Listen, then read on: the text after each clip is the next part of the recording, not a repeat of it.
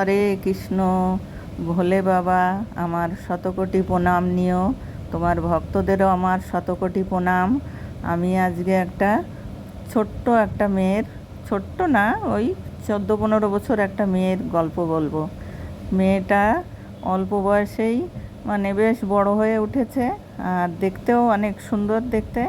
এবার গরিব।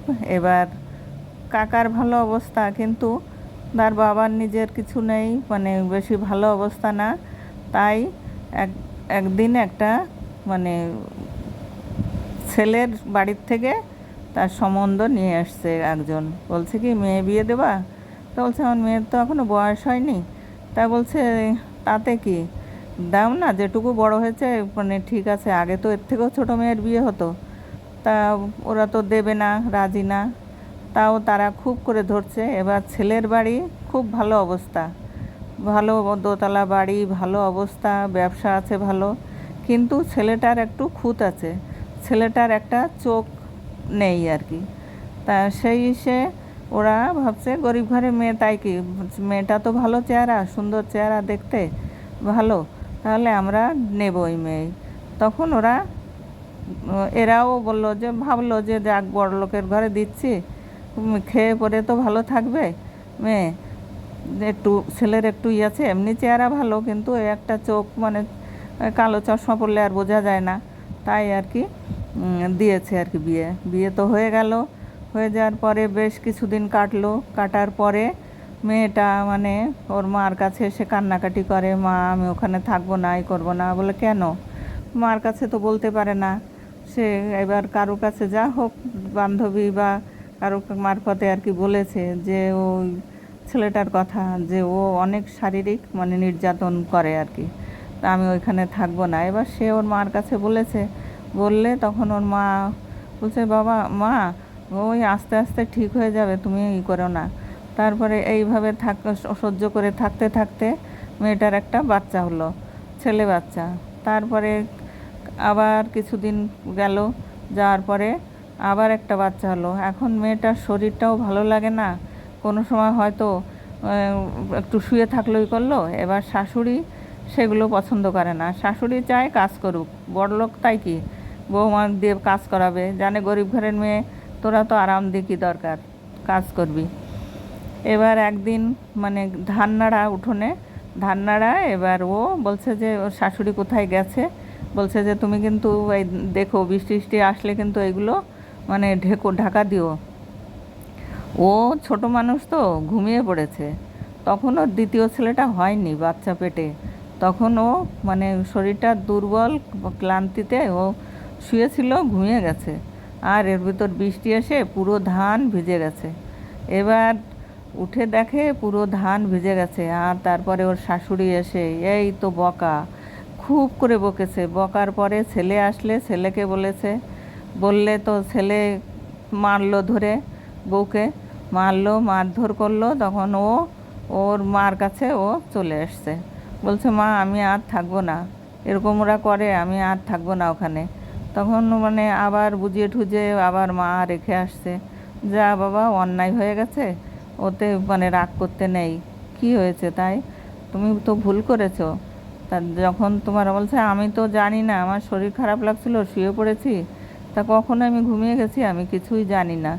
বলছে, সেই তো তুমি ঘুমিয়ে গেছো, জানো না, এখন তারা তো সেটা বুঝবে না, তারা জানে যে এই যে ধানগুলো নষ্ট হয়ে গেল, সেইটাই তারা বুঝবে। সেই জন্যে তুমিও রাগ করো না, যাও। তারপরে আবার যে মাতে যে রেখে আসার পরে কিছুদিন পরে আবার একটা ছেলে হলো, ওই দুটো ছেলে। তখন ও রাখতে পারে না, দুটো ছেলে সামলাতে পারে না। অল্প বয়সে যদি বাচ্চা হয়ে যায় দুটো পরপর, তখন কি করে? তাই একটা ছেলে, বড় ছেলেটাকে ওর মার কাছে দিয়ে গেল, বলছে, মা তুমি একে রাখো। তখন ওর দিদার কাছেই থাকলো। দিদাই ও বড় ছেলেটাকে মানুষ করতে লাগলো, আর ছোটটা ওর মার কাছে থাকলো। এইভাবে অত্যাচার করতে করতে শাশুড়ি মানে এখন ওকে একটুও দেখতে পারে না, কাজকর্ম একটু কম হলেই মানে বকাঝকা করে।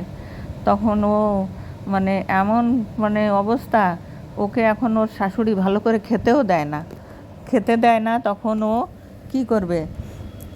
ও সেই না খেয়ে থাকে, তখন আর কাজকর্ম করে না, না খেয়ে কী করবে, না খেয়ে তখন বাচ্চার বুকের দুধও খেতে পারে না।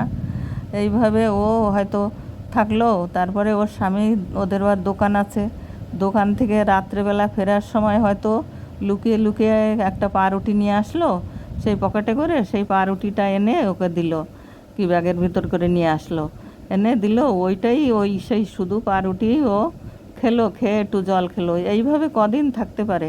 তাই এইভাবে থাকতে থাকতে তখন ওর মার কাছে বলে, মা আমি এইভাবে থাকলেও তো আমি মরে যাবো একদিন, আমার আর এইভাবে আমার আর ভালো লাগে না, তুমি আমাকে নিয়ে আসো, আমি আর পাচ্ছি না। তখন ওর মা বলে যে আর কিছুদিন দেখো বাবা, তারপরে আমি নিয়ে আসবো।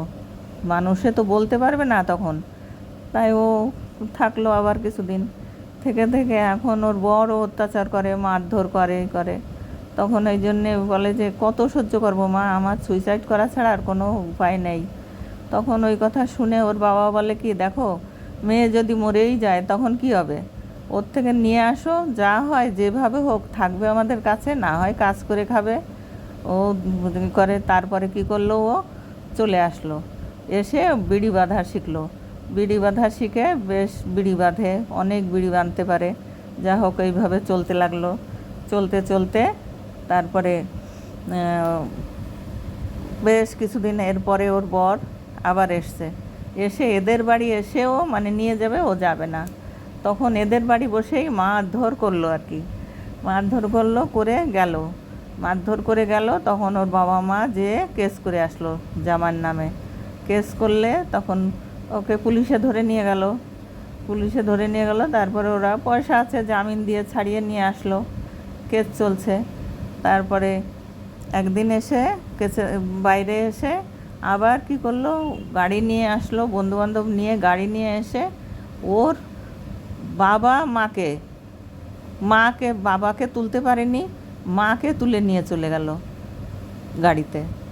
তারপরে মানে মেয়ের রাগ মার উপরে, বলছে তোমার জন্যে মেয়ের সংসার হচ্ছে না, এই কথা বলে মেয়েকে যে এরকম অত্যাচার করছে সেটা আর ওরা করে না। তখন নিয়ে গেল, নিয়ে যাওয়ার পরে তখন ওর মাকে, তারপর এরা আবার আবার যে পুলিশেই করলো, করে পুলিশ নিয়ে যেয়ে নিয়ে আসলো। নিয়ে আসার পরে এইভাবে চলতে লাগলো। তখন মেয়েটা বলে কি, আমি এইখানে থাকবো না, আমি অন্য কোথাও যাই, কোথাও যেয়ে আমি না হয় কোথাও কাজ টাজ করবো আর কি, তাহলে ওরা আমাকে জানতে পারবে না।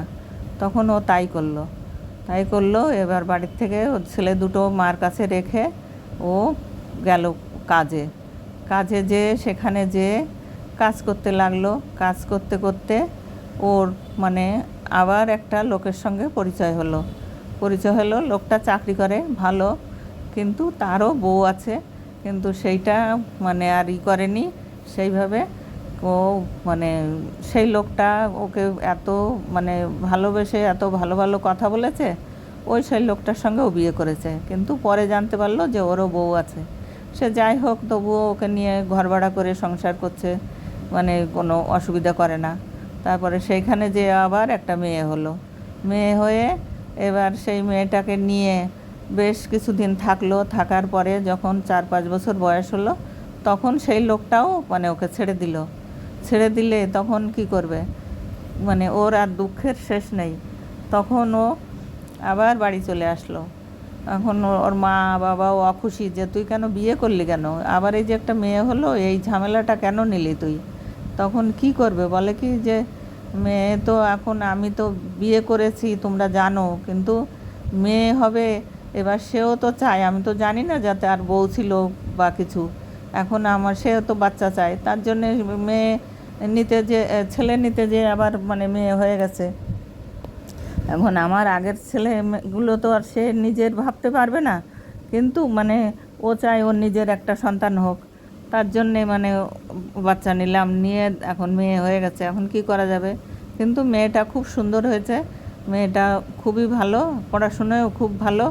যাই হোক এইভাবে মানে চলতে চলতে মেয়েটা বেশ বড় হয়ে গেল। এবার ওর বাবা মা দুইজনেই হঠাৎ করে মারা গেল। মারা গেলে আগে বাবা মারা গেল, তারপরে মাও মারা গেল। তারপরে ও মানে কি করবে, সেই বাপের বাড়ি এসে মার ঘরেই থাকে, এখন সেখানেই থাকে, আর ওই বিড়ি বাঁধে খায়। আর ওই ছেলেগুলো এখন কাজ করতে শিখেছে, কিন্তু বড় ছেলেটাও মানে কাজ করে পয়সা টয়সা দেয় না। যাই হোক, ছোট ছেলেটা খুবই ভালো। ছোট ছেলেটা ওর মাকে পয়সা দেয়, ওই সেইভাবে চলে।